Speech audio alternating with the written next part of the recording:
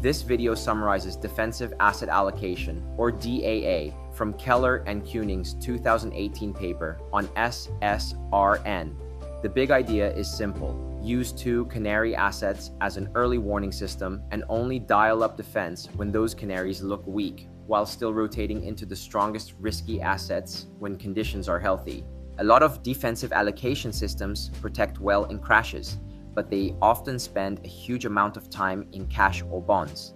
That can mean lagging during long bull markets. DAA was designed to keep crash protection, but reduce the average cash fraction, so the portfolio can participate more when markets trend upward.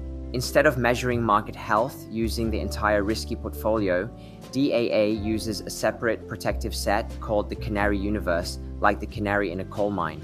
In the paper's key version, the canaries are VWO and BND. If one or both canaries show non-positive momentum, DAA increases defense. The authors use a fast momentum measure called 13612W. It blends the 1, 3, 6, and 12-month returns, giving more weight to recent months. You don't need to memorize the weights to understand the strategy, just know it's a momentum score that updates monthly and can be positive or negative.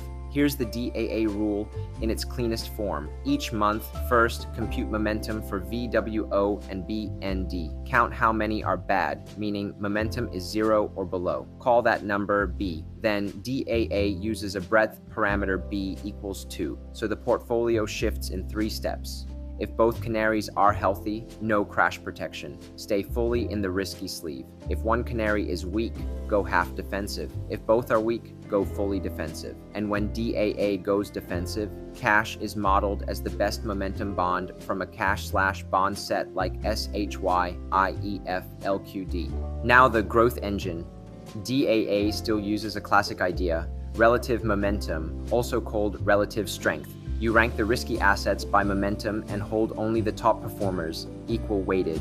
In the paper's Global 12 asset example, called G12, DAA used T equals 6, meaning it holds the top 6 risky assets when fully risk on. When partially defensive, it holds fewer risky assets and fills the rest with the best bonds. The authors also use an easy trading implementation. When the model says 50% defensive, it doesn't hold all top-T risky assets at half weight. Instead, it typically holds the top half of T in the risky sleeve, like top 3 if T is 6, and uses the remaining 50% for the bond position. This keeps the rules clean and can reduce trading and turnover in practice.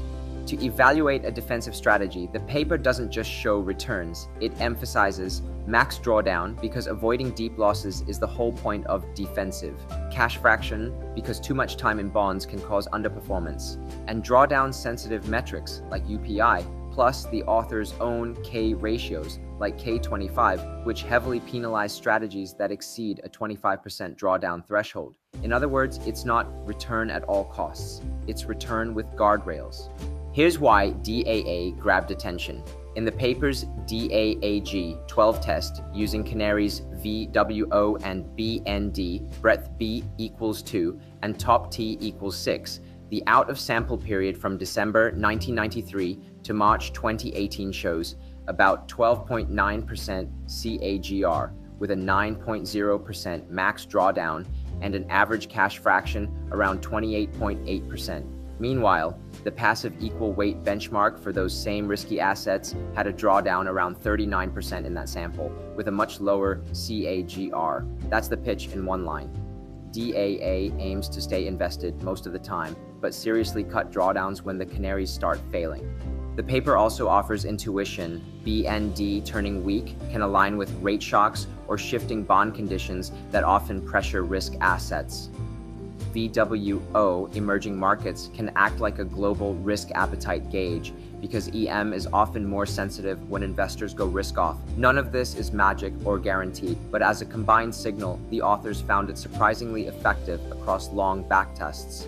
DAA is a rules-based way to combine momentum rotation with a simple, separate crash warning system. VWO and BND decide how defensive you get, and relative momentum decides what you hold when you're in risk mode.